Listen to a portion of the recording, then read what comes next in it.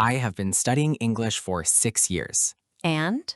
and I still freeze when someone speaks too fast. I still lose my train of thought halfway through a sentence. I still feel like my English in my head is better than the English that comes out of my mouth. And that gap between the English in your head and the English that actually comes out, that is not a fluency gap. That is a specific problem with a specific name and 6 specific signs that it is happening. And the dangerous part, the part that keeps people stuck, is that the brain actively hides this problem from you. It presents you with evidence that you are improving. It shows you how much vocabulary you have learned, how many grammar rules you know, how many hours of English you have consumed. While the gap, the real problem, stays exactly where it is. I'm Albert. I'm Mary. Leap Talk English. Today, 6 signs your brain is lying to you about your English level and what the truth actually looks like. B2 level, real conversation. Word tour at the end, 8 words. Stay for all 6 because sign 5 is the one almost nobody talks about, and it is the one that keeps the most learners stuck the longest. Quick comment question before we start. Do you feel like your English in your head is better than what comes out when you speak? Yes or no? Tell us in the comments. Let's go. Sign 1. Sign 1. And I want to demonstrate this before we explain it. Mary, read this sentence at normal conversational speed. Do not slow down. Just say it. Did you hear what happened? Tom was going to go, but then he couldn't get it sorted, so they ended up just calling the whole thing off, which I thought was a bit much, but there you go. Now, how many of those words did you hear clearly? Every word? Or some of them blurred? Did ya? That is, did you? Gonna, going to. Couldn't get it sorted, British expression meaning couldn't organize it. There you go, used here as that's just how it is. And at the speed I spoke it, with natural connected speech, many learners at B2 level would catch perhaps 60 to 70% and fill in the rest with guesswork and not realize they guessed. Because the brain does not tell you, I just filled that gap with a plausible substitute. It tells you, I understood that. The experience of understanding and the experience of guessing and understanding feel almost identical from the inside. This is sign 1. You can understand English when it is clear, slow, and presented in neat sentences. But when real people talk, with connected speech, with contractions, with regional patterns, with overlapping sounds, the comprehension drops, and the brain hides how much it dropped. The test, watch something with no subtitles, not with subtitles off when you already know the content. Something new, no subtitles. Just listen and see what percentage you actually catch. Most B2 learners find the answer uncomfortable because the brain has been protecting them from it. The fix, listening practice specifically designed for connected speech, not just general English content. Content where you focus on the way sounds connect, contract, and blend. Where want to becomes wanna, where going to becomes gonna, where did you becomes didya. Not slang, physics. The physics of natural English speech at natural speed. And the daily version. Watch 5 minutes of authentic English content, no subtitles. Write down what you caught, then check, then watch again. The gap between what you thought you caught and what was actually said, that gap is the work. Sign 2, you can write it but cannot say it. Sign 2, Albert, I am going to give you a word, and I want you to use it in a sentence, spoken, right now, without stopping to think. The word is, nevertheless. Nevertheless, the results were not...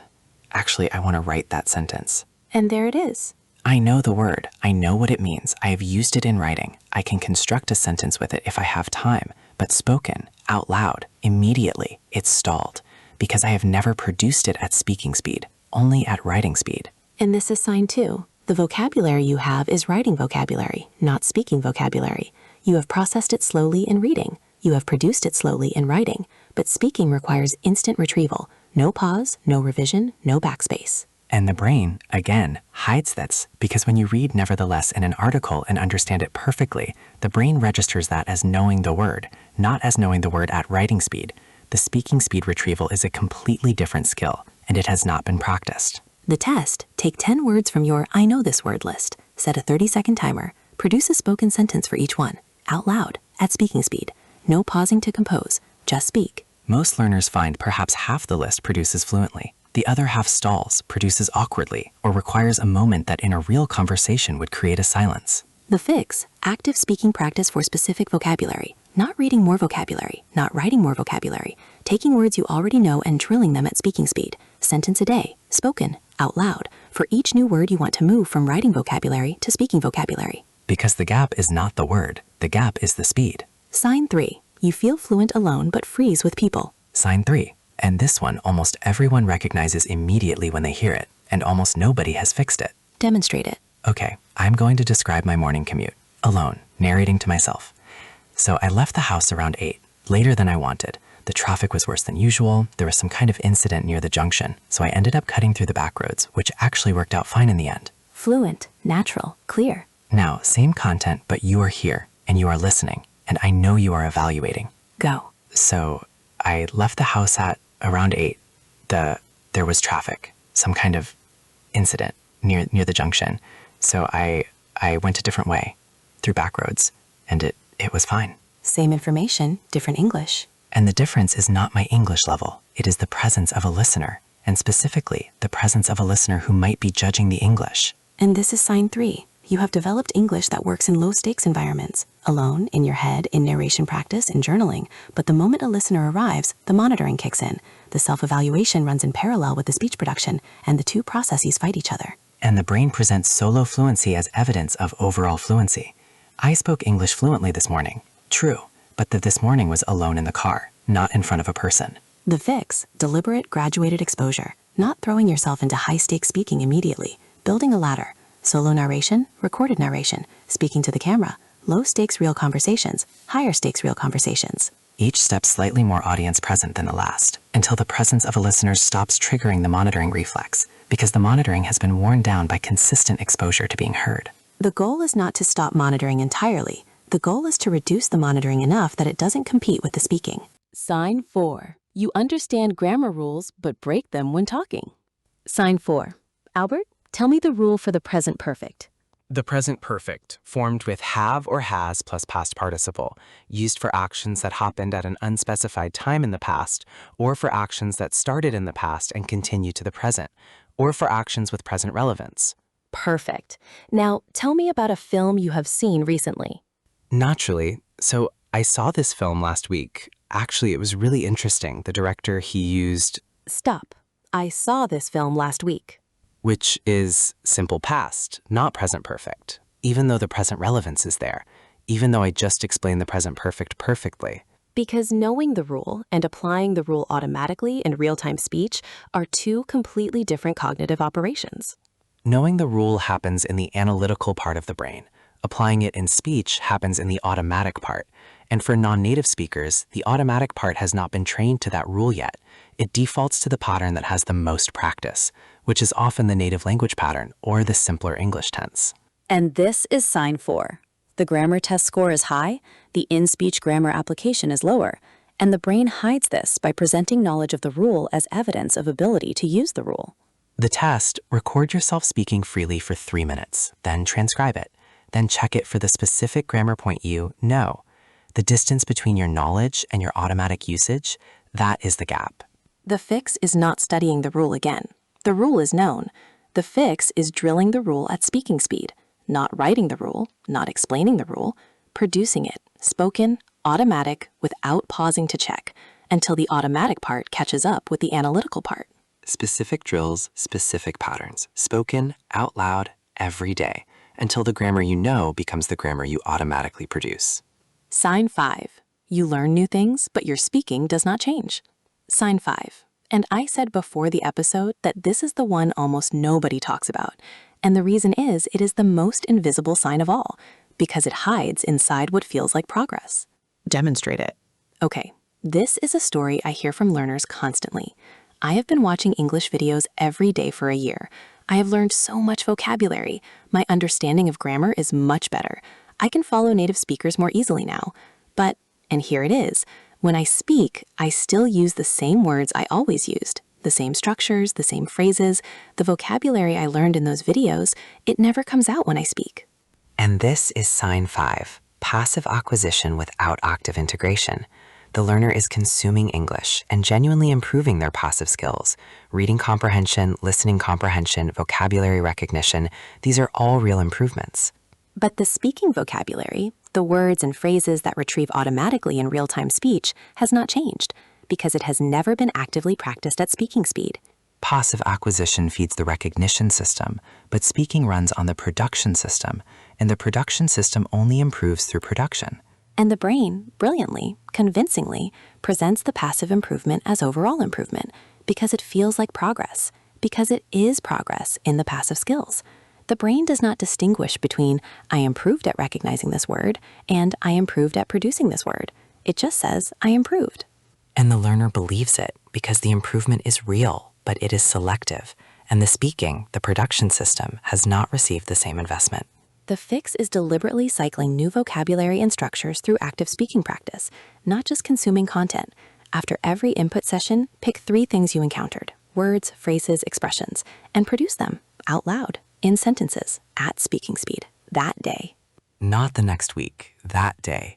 While the neural pathway is still warm from the input, activate the production system while the material is fresh. Because the gap between passive knowledge and active production, that is not a gap that closes on its own. It only closes through production. Sign 6. You only feel ready to speak in ideal conditions. Sign 6, and this is the sign that is most directly connected to real-world fluency, because the real world is not ideal. Demonstrate the ideal conditions version. Narrating. Ideal conditions for speaking English. I know the topic in advance. I have had time to think about what I want to say. The other person speaks clearly and slowly. There's no background noise. Nobody is watching. I am not tired. I am not nervous. The conversation goes in the direction I prepared for. And in those conditions, how is the English? Fine. Good even. And now, not ideal. Someone approaches you unexpectedly. They speak quickly, the topic you did not prepare, there's noise around you, you are tired, someone else is within earshot. How is the English? Honestly, different. Noticeably different. More hesitation, more vocabulary gaps, more reaching for words that do not come.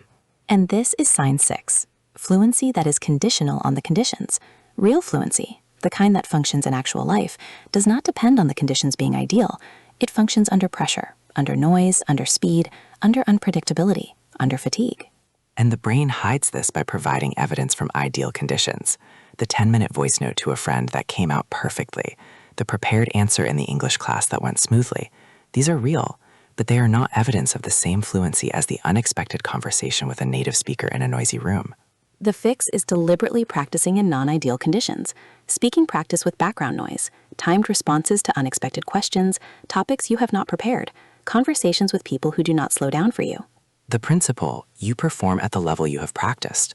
If you have only practiced in ideal conditions is where the fluency lives. Expand the conditions, expand where the fluency lives. Because the real world will not wait for your ideal conditions, but the fluency, built across imperfect, challenging, uncomfortable practice, will show up in the real world when it is needed. Mary, 6 signs. How many did you recognize? All 6. Honestly, all 6, at different points in my own language learning. And the one that lasted longest, sign 5, the passive acquisition trap. I consumed English for a long time before I understood that consuming and producing were separate skills. And the fix for all 6 is the same underlying principle. Production, active, deliberate, at speaking speed, in conditions that gradually approach the real ones. The brain will keep presenting you with evidence that you are improving. That evidence is not wrong, but it is selective. And the gap it is hiding, between what you know and what you can produce automatically, under pressure in real conditions, that gap is the work.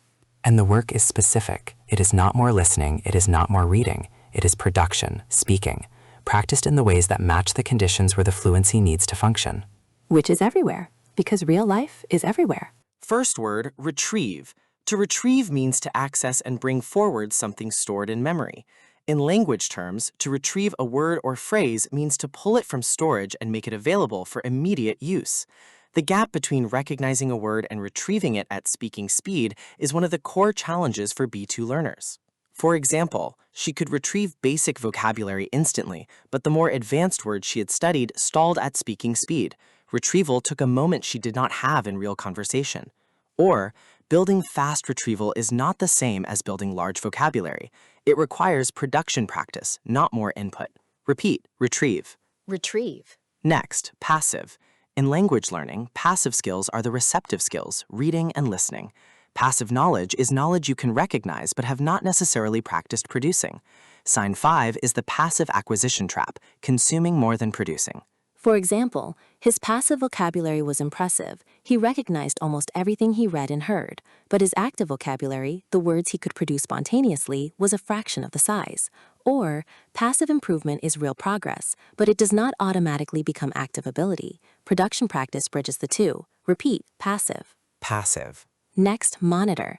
To monitor means to observe and evaluate. In language terms, the monitor is the internal critic that checks output for correctness while you are speaking. High monitoring interferes with fluency by running in parallel with production. For example, his monitor was too active. Every sentence was being checked as it was produced, which created hesitations and interruptions in the flow. Or, reducing the monitor to a background process rather than a foreground one is one of the key developments in moving from careful, correct speech to genuinely fluent speech. Repeat, monitor. Monitor. Next, integrate. To integrate means to combine something into a whole. In language terms, to integrate new vocabulary or grammar means to incorporate it into your active speaking system, not just your passive recognition system. For example, she heard the phrase in a podcast and immediately integrated it. That same day, she used it 3 times in her speaking practice until it felt natural. Or, integration is the step most learners skip. Between learning something and owning it in speech, there is a production practice step that cannot be bypassed. Repeat, integrate, integrate. Next, cognitive. Cognitive means relating to mental processes, thinking, understanding, reasoning, remembering. Cognitive load is the amount of mental effort a task requires. High cognitive load while speaking, monitoring grammar, searching for vocabulary, tracking the listener, reduces the quality of all the processes simultaneously. For example, the cognitive load of speaking in a second language is much higher than in the native language. The grammar check, the vocabulary search, the pronunciation monitoring, and the content generation all compete for the same mental resources.